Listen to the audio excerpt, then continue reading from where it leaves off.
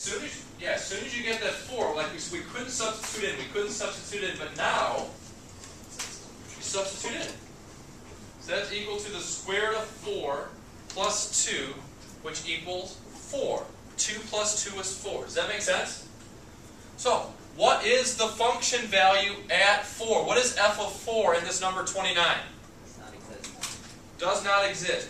What is the limit as x approaches 4? 4. What does that mean in terms of continuity? There's a removable discontinuity. Since the function value does not equal the limit value, the function is discontinuous at x equals 4. The limit exists, and there's just one hole missing. So that's a removable discontinuity. Okay? Again, the limit value does exist, meaning it goes towards the same value from the left and from the right. So the limit exists, but it's not equal to the function value, so there's still a discontinuity there. Any questions with either 25 or 29? Okay. Let's look at 30. Will someone read it to me?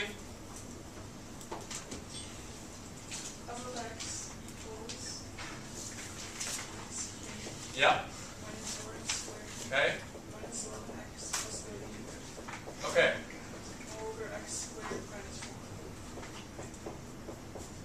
All right. And we want the limit as x approaches 2. So, first thing we do if I want to evaluate a limit is what? Eves. What's the first thing we do to evaluate a limit? No. Before you do any of that work, before you do any hard work, just plug it in. Always check that first. It'll save yourself work. So you'll be like, oh, shoot. Oh, shoot. If it just, you can just plug in. Because sometimes I'm just going to ask you that. What is evaluating this limit? And David will just be able to plug in. Okay? It's not a trick. It's just the first thing you should always check. Okay, you plug in a 2 into this. What do you get in the numerator? 0. You do get a 0. This is also 0 over 0 form. The indeterminate form. We can't determine what type of discontinuity it is. So, next thing you have to do is start trying to factor this mess. Well, how in the world do you do that? How do we factor a cubic? Synthetically divide. Does anyone remember how to do that? Give me a show of hands. So I'm going to give you the 5-minute little presentation. If you want to learn it, what are you going to do? Come after. I can show you. I'm going to give the quick 5-minute.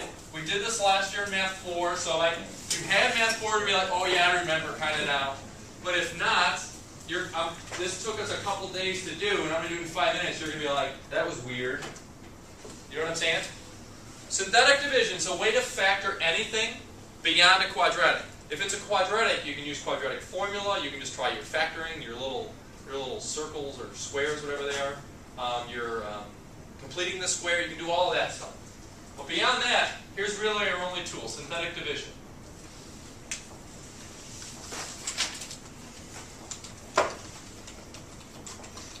Okay? So step 1 is write out all the coefficients. So I'm just going to do this thing right here. So I just want to factor this top part.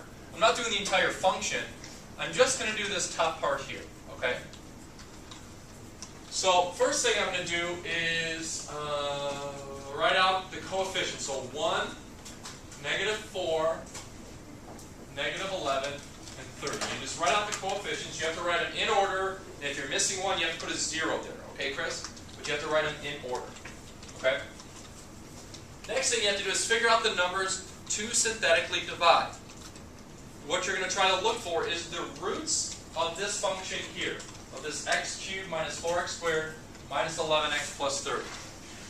Well, over on the side, you have to do something called the rational root test.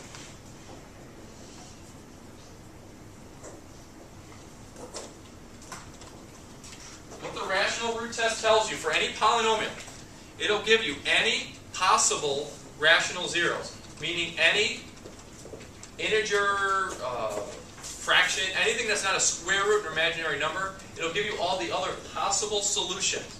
Okay? And what the test is all of the factors of the last term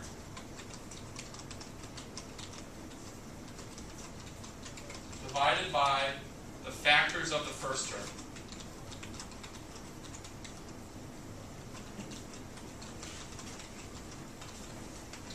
Last term being the coefficients. So the last term is the 30, and then the first one's a 1. So I want to know all the factors of 30, and I'm going to divide that by all the factors of 1. And that'll give you remember this, Marco?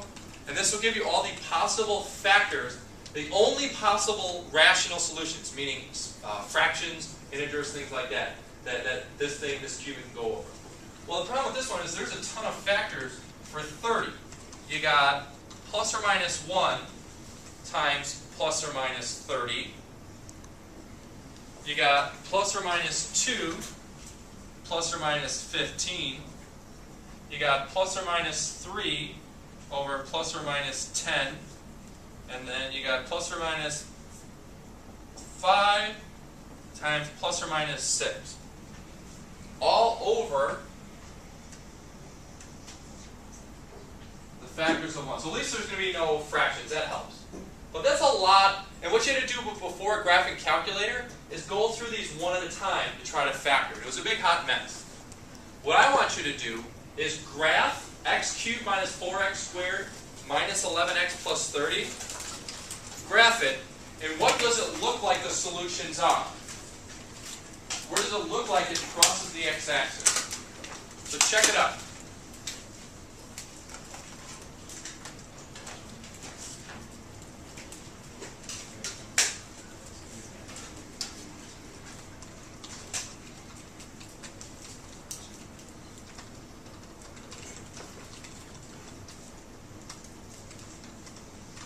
Again, my goal right now, my only goal is to try to factor the numerator of this big rational function. Just try to factor x cubed minus 4x squared minus 11x plus 30. So just graph this thing, x cubed minus 4x squared minus 11x plus 30, and let me know where does it look like that goes through the x-axis. Any numbers so far? Negative 3, 2, 5. Looks like down here 2, negative 3. 5 or 6, I heard 5 and 6. What does it look like? We can try both. 5.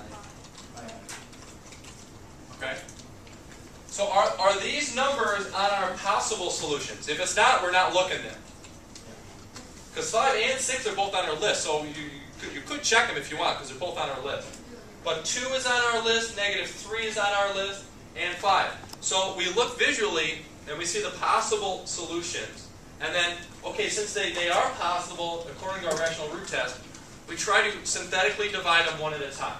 And here's how you do it.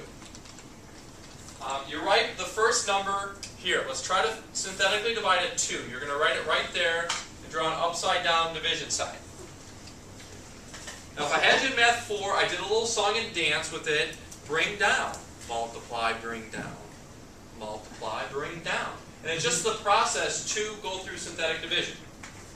So you look at the first term, and you bring it down. And then you multiply this number times that number you brought down. So in this case it would be 2 times 1 is 2.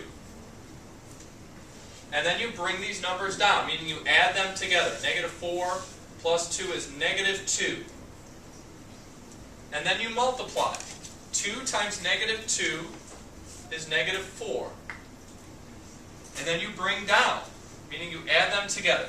Negative 11 plus negative 4 is negative 15. And then you multiply. 2 times negative 15 is negative 30. And if you get a 0 in this last spot, you have synthetically divided evenly, meaning that 2 is a factor of x cubed minus 4x squared minus 11x plus 30.